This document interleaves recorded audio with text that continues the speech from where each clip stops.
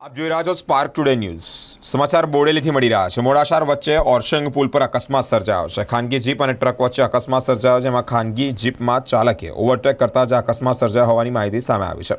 અકસ્માતમાં જીપમાં સવાર 5 લોકોને ગંભીર ઇજાઓ પહોંચી હતી। 2 બાળકી, 2 મહિલા અને 1 પુરુષનો સમાવેશ થાય છે। ઇજાગ્રસ્તોને 108 દ્વારા સારવાર અર્થે તાત્કાલિક જંબુગામ સરકારી દવાખાને ખસેડાયા છે।